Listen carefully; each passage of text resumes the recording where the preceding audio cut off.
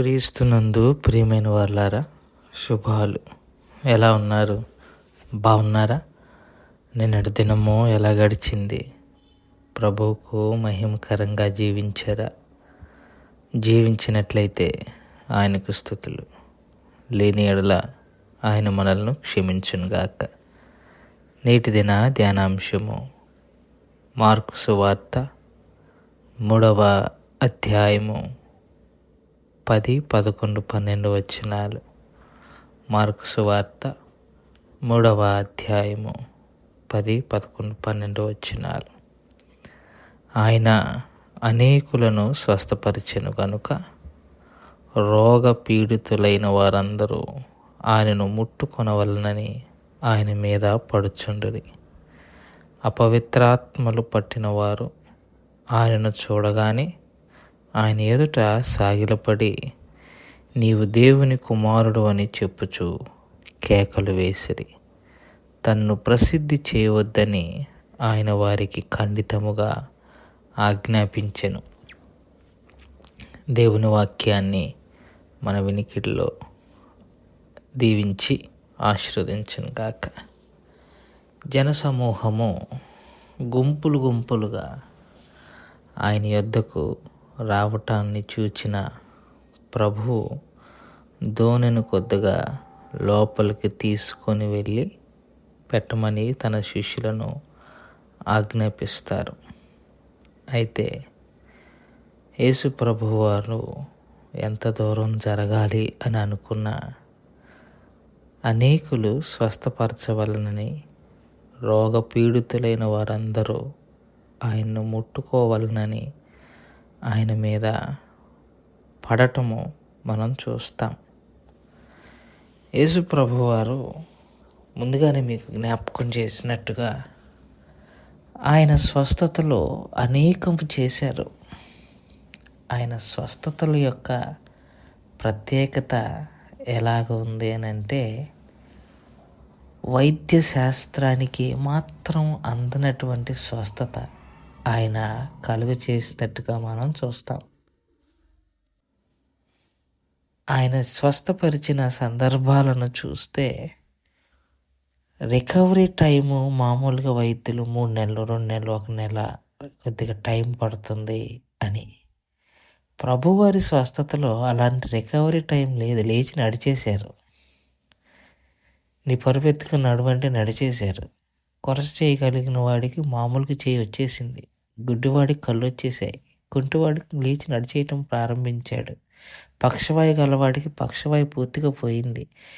ఇన్స్టెంట్గా, ఇమ్మీడియట్గా ప్రభు వారిని స్వస్థపరిచారు. వారి స్వస్థతలో పరిపూర్ణ ఆరోగ్యాన్ని వారు పొందుకున్నారు. మామూలుగా మనం ఇప్పుడు కొద్దిగా బలహీనతతో ఆసుపత్రికి జాయిన్ అయితే వారు ఇచ్చిన ట్రీట్మెంట్కి మన రోగం తగ్గిన తర్వాత కూడా విపరీతమైన నీరసం, బాధ, బలహీనత ఉంటుంది. కానీ యేసయ్య ఆయన ఉన్న 3.5 సంవత్సరాలు ఇచ్చిన స్వస్థత ఇమ్మీడియట్గా వారిని మార్పులోకి తీసుకొచ్చేసింది. నేను ఎందుకు ఈ మాటలు చెప్తున్నాను అని అంటే, స్వస్థత వచ్చింది, స్వస్థత వచ్చింది, స్వస్థత వచ్చింది అని సాక్ష్యాలు చెబుతున్న వారితో నేను అంటున్నాను, వైద్యులు ఇచ్చిన స్వస్థతని వైద్యుల స్వస్థతని మనం హైలైట్ చేసేసి దేవుడు స్వస్థపరిచాడు, దేవుడు స్వస్థపరిచాడు. నిజమే, దేవుడు స్వస్థపరిచాడు, కాదంటం లేదు. కానీ మనం వైద్యాన్ని కూడా పొందుకున్నాం అన్న విషయాన్ని మర్చిపోకూడదు. వైద్యాన్ని కూడా పొందుకున్నాం. సో స్వస్థతల విషయంలో సాక్ష్యాలు ఇవ్వటం అన్నది నాకెందుకో అంతగా అంగీకారయోగ్యమైనదిగా నేను భావించను.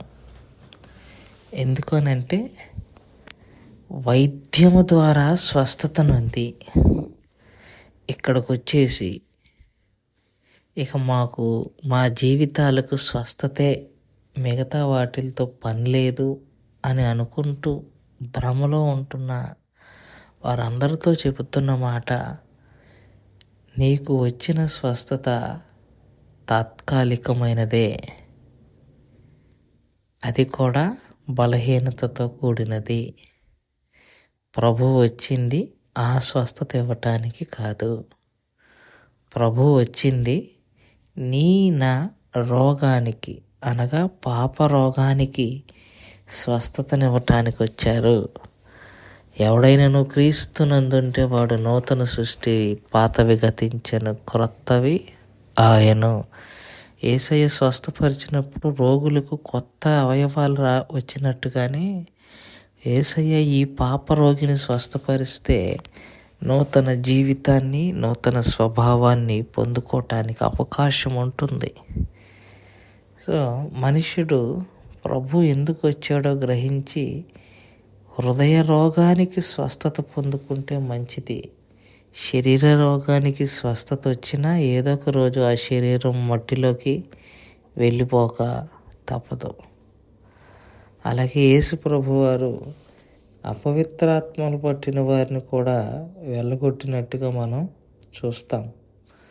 అవి ఆయన ఎదుట సాగిలపడి దేవుని కుమారుడు అని కేకలు వేయటానికి కూడా మనం చూస్తాం.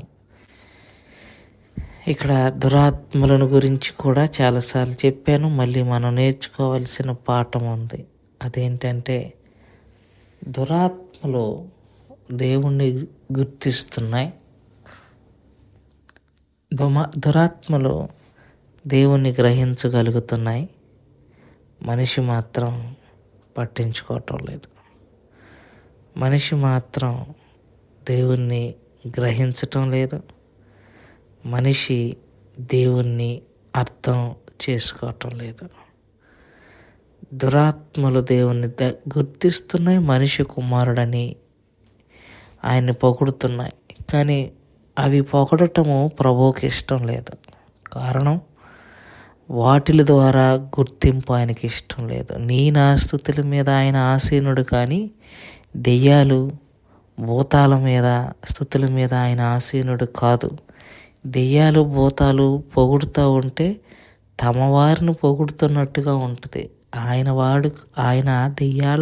దెయ్యాలకు సంబంధించిన ఆయన కాదు. అందుకే వాటిని మాట్లాడొద్దామని గట్టిగా ఖండితంగా చెబుతున్నట్టుగా మనం చూస్తాం. సో స్వస్థపరిచేవారు, దెయ్యముల వల్ల స్వస్థపరచబడిన వారు, స్వస్థపరచబడగోరిన వారు, దెయ్యములు పట్టిన వారందరూ ప్రభువారి దగ్గరికి తీసుకొని రావటాన్ని మనం చూస్తున్నాం ఈ లేఖన భాగంలో. దేవుడి మాటలు దీవించి ఆశీర్వదించునుగాక. ప్రార్థన చేసుకుందాం. మమ్మల్ని మిక్కిలిగా ప్రేమించిన మా ప్రియ పరలోకపు తండ్రి, మీ పాదాలకు స్తోత్రాలు. చెప్పబడిన వాక్యాన్ని బట్టి మీకు స్తోత్రాలు. విన్న వాక్యం మా హృదయంలో భద్రపరచుకొని వాక్యానుసారంగా జీవించగలిగిన కృపను దయచేయమని యేసు నామములో అడుగుచున్నాం తండ్రి. ఆమెన్. God bless you.